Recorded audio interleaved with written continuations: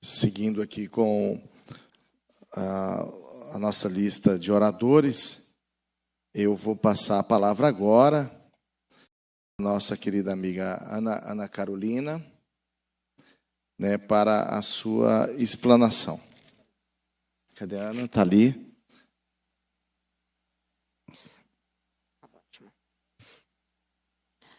Boa tarde a todos. Em primeiro lugar, eu gostaria de agradecer imensamente ao deputado Cláudio Abrantes pela oportunidade de estar aqui, e não desmerecendo todas as mães que estão presentes, mas eu sou a única pessoa com doença rara que está aqui nessa mesa, né? Então, acho que o primeiro ponto que eu tenho que colocar é que nós precisamos aumentar a representatividade das pessoas raras em si, né? Em todos os debates, a gente vê profissionais de saúde, mães, pais, mas os raros. E existem diversos adultos raros plenamente em condições de estar debatendo e de estar atuando em busca dos seus direitos. A minha fala vai ser um pouquinho diferente do que as colegas já trouxeram, até para trazer um conteúdo diferente. Eu queria fazer com vocês uma reflexão, um paralelo entre as doenças raras e a deficiência. Eu, desde que eu me entendo por gente, eu compreendia que eu tinha uma doença, e não se usava o termo doença rara naquela época, mas eu sabia que era uma doença rara, até porque, até a minha adolescência, eu não conheci ninguém que tivesse epidermólise bolhosa, e o pouco que a gente conhecia era por meio da pouca literatura que vinha do exterior, uma vez que a gente estava numa época ainda sem internet, Então, eu sempre tive a consciência, mesmo que não usasse esse nome, de que eu tinha uma doença rara, e isso não trouxe nenhum direito, nenhum benefício, nenhuma vantagem para a minha vida, só trazia as dificuldades inerentes da doença. E somente com 18 para 19 anos que eu fui ter consciência de que eu era uma pessoa com deficiência física, E quando eu adentrei na Universidade de Brasília e o PPNE, que é o Programa de Apoio às Pessoas com Deficiência lá na UNB, me abordou e começou a conversar comigo, e eu, meio naquela coisa assim de, mas deficiência não tem deficiência, não. E depois que eu fui entender, porque, para mim, na minha cabeça, na criação que eu tive, o deficiente era o cadeirante ou o cego. Essa era a visão que eu tinha, e depois eu fui aprender que existiam diversas outras formas de deficiência e que eu estava incluída nelas. E, a partir do momento que eu descobri que eu era deficiente física, porque eu já era deficiente física desde os meus 5 anos de idade, eu passei a ter consciência, por meio de outros colegas com outras deficiências, dos direitos, dos benefícios que a gente poderia ter acesso, que não são benefícios, são maneiras de minimizar todas as consequências, as complicações que nós temos na nossa vida diária. E eu percebo que, tendo deficiência física, me facilitou muito as coisas, E o fato de ter uma deficiência visível também me facilitou muitas coisas, Hoje, muitas das coisas que eu tenho, se eu tenho o meu carro com credencial do Detran para poder estacionar, e, querendo ou não, aqui em Brasília, a quantidade de vagas é boa, em comparação a qualquer outra cidade brasileira, pelo menos das que eu conheço, nunca vi uma que tivesse uma situação melhor. Se hoje eu sou servidora pública federal há mais de 15 anos, é por causa das cotas para as pessoas com deficiência física, mas eu não vejo nada com relação às doenças raras. São pouquíssimas as leis, são pouquíssimos os benefícios, são pouquíssimos os direitos. E eu trouxe aqui um pequeno paralelo para a gente começar a refletir se não é hora da gente começar a lutar pela igualização desses direitos, né? Que as pessoas com doenças raras, independente delas terem uma deficiência ou não causada por aquela doença rara, que elas possam ter direitos semelhantes aos das pessoas com deficiências, né? E eu vou explicar para vocês por quê, né? Então, o primeiro aspecto, né? Quando se nasce uma criança e já rapidamente já é identificado que ela tem uma doença rara, já se manifesta ali nos primeiros meses, nos primeiros anos de vida, o que acontece na grande maioria das vezes? Primeiro é o que já foi dito aqui, a grande peregrinação até conseguir o diagnóstico, né?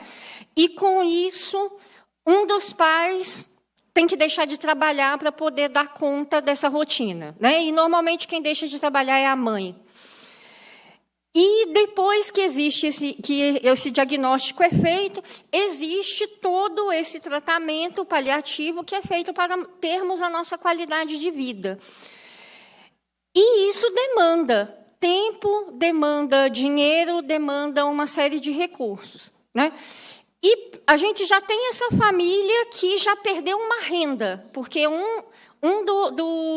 das pessoas ali, do pai, da mãe, já deixou de trabalhar, né?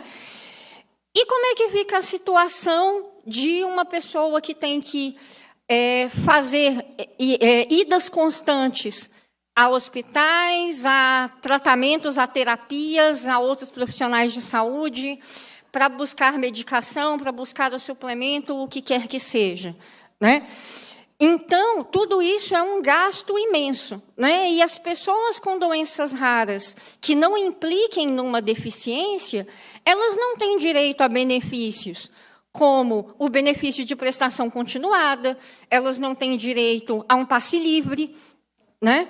Que são direitos importantíssimos também para a gente tentar diminuir um pouco, né, esse impacto na família. Além disso, quando essa criança cresce, a gente tem a questão escolar, né? Hoje em dia, a Lei Brasileira de Inclusão diz que nenhuma criança com deficiência pode ser impedida de estudar. Mas e se uma criança tem uma doença rara, mas não tem uma deficiência? Né? O que acontece? Né? Muitas vezes essas crianças são recusadas nas escolas, né? Tanto pela falta de conhecimento ali do diretor, do coordenador, ou se vai fazer uma pesquisa na internet.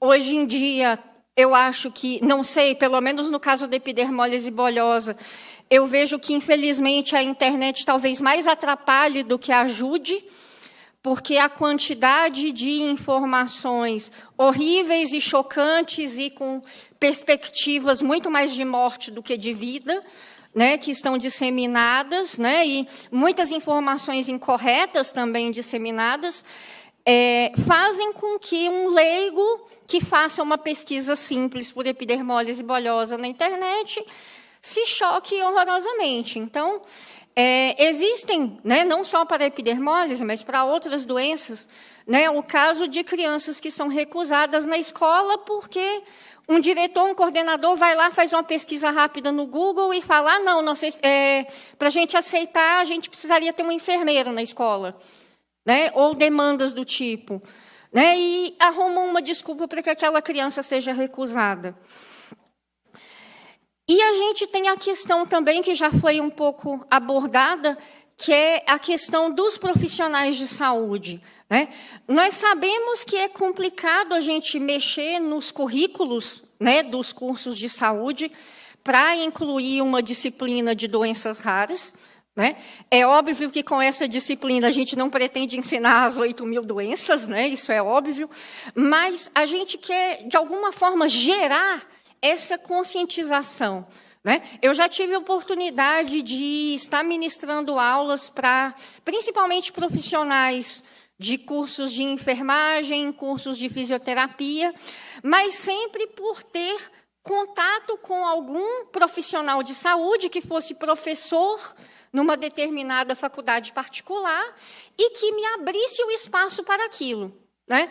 ou na aula dele, ou numa jornada, num congresso, numa semana acadêmica, né? Então, eu já tive diversas oportunidades de estar abordando o assunto. E a ideia, eu não sei como a gente poderia pensar isso, deputado, mas a gente tem que criar algum mecanismo da gente ter esses eventos voltados para profissionais de saúde, né, das diversas áreas, não só da área médica, né, mas todo um acompanhamento multidisciplinar, mas que a gente comece a gerar nesses profissionais que estão sendo formados e também nos que estão aí no mercado de trabalho, essa consciência de que as doenças raras existem. Ok, eu não tenho obrigação de saber o que é aquela doença, porque eu não tenho obrigação de saber as 8.000 doenças raras que existem e mais as não sei quantas mil doenças não raras que existem, não faço ideia. Mas, quando eu nasci, há 36 anos atrás, o meu médico teve não sei nem dizer a palavra, mas teve a humildade, talvez, de se debruçar à noite num livro, né, porque não tinha internet na década de 80, se debruçou nos livros lendo e no dia seguinte ele já tinha um diagnóstico. E o diagnóstico estava correto. E o que a gente vê hoje são o quê? Pessoas, crianças, bebês que nascem e que ficam lá jogados no hospital, internados por semanas, porque não conseguem chegar a um diagnóstico. Né? Ou chegam a um diagnóstico e não fazem nada a respeito, né? Então, eu acho que falta a gente gerar essa consciência, né, nos profissionais de saúde de, ok, eu não preciso saber tudo, mas existe todo o arcabouço científico onde eu posso pesquisar e eu posso dar uma luz para aquela família, e eu posso pesquisar na internet sobre associações que existem na região, associações que podem ajudar a orientar aquela família, né, para que haja esse encaminhamento correto, né? E também eu vejo que esse tipo de conscientização também é muito importante quando a gente fala dos profissionais da educação, né? Para que as crianças com doenças raras elas possam ser bem recebidas, né, no meio escolar, porque a gente sabe que, para a gente que tem uma doença rara, não é qualquer emprego que a gente vai poder ter no futuro. Né? A gente vai ter que ter um emprego muito mais qualificado, porque muitas vezes a gente não vai poder fazer um trabalho braçal, ou a gente não vai poder trabalhar numa profissão que demande ficar em pé. Então, nisso aí, a gente já exclui uma quantidade muito grande de profissões. Né? E, para a gente ter uma profissão mais qualificada, a gente precisa do quê? A gente precisa ter esse acesso à educação, né? E a gente precisa ter o estímulo, né, de que não importa, é muito complicado essa coisa das expectativas de vida, né, que se falam. Então, a gente tem que viver, a gente não sabe a nossa expectativa de vida. Ninguém aqui sabe o dia que vai morrer. A gente acha que vai estar vivo por muitos anos, né? Então, é muito complicado a gente condenar as pessoas e muitas vezes, ao médico condenar aquela família, dizendo que seu filho só vai viver 5, 6 anos, aquela família também desiste do seu filho, né? Eu já ouvi, infelizmente, depoimentos de diversas mães, principalmente do Nordeste, por causa do termo, que diziam assim, não, o médico me disse que eu não devia me preocupar, não, que meu filho não ia vingar. Né? Então, eu já ouvi isso, infelizmente, da boca de diversas mães. Né? Então, a gente tem que começar a pensar nisso também, nessa conscientização, nessa sensibilização de como que todas essas pessoas que estão envolvidas, profissionais de saúde, profissionais da educação, estão lidando com as famílias e com as pessoas com doenças raras. Né? E, por último, quando a gente fala de mercado de trabalho, como eu disse, é uma questão muito complicada. A gente sabe que as cotas para pessoas com deficiência, no mercado privado, a gente sabe que não funcionam como deveriam. Né? A gente sabe que, embora exista a legislação, ela não é respeitada. Mas a gente tem que começar a pensar em mecanismos de inclusão das pessoas com doenças raras no mercado de trabalho, porque é muito difícil a inserção dessas pessoas, porque a pessoa vai para uma entrevista, o empregador começa a fazer ali uma série de perguntas, né? Às vezes a pessoa não sabe nem explicar muito bem, de uma maneira adequada a doença que ela tem, e aí ela o empregador já dá um jeito de descartar aquela pessoa, né? Então, a empregabilidade das pessoas com doenças raras também é muito difícil, né? Essa é uma questão que eu não sei como resolver, uma ideia que me veio, né? Já que a gente está aqui falando a nível distrital, né? Uma coisa que eu pensei é: será que haveria uma possibilidade de começar a se pensar em cotas nos concursos públicos para pessoas com doenças raras? Será que haveria essa possibilidade, né? Então, são ideias que eu estou trazendo aqui para a gente começar a refletir e a gente poder começar a pensar. Eu sei que todas essas questões que eu trouxe não são questões que podem ser todas resolvidas aqui a nível distrital, mas algumas podem, né? Então, a gente ver mecanismos de tentar resolver essas que podem ser resolvidas a nível distrital e fazer essa articulação com, né, os deputados federais e com os ministérios pertinentes também, para a gente pensar nessas soluções a nível federal também, né? Então, é isso, eu falo demais, eu não sei quanto tempo eu gastei, e muito obrigada pela oportunidade.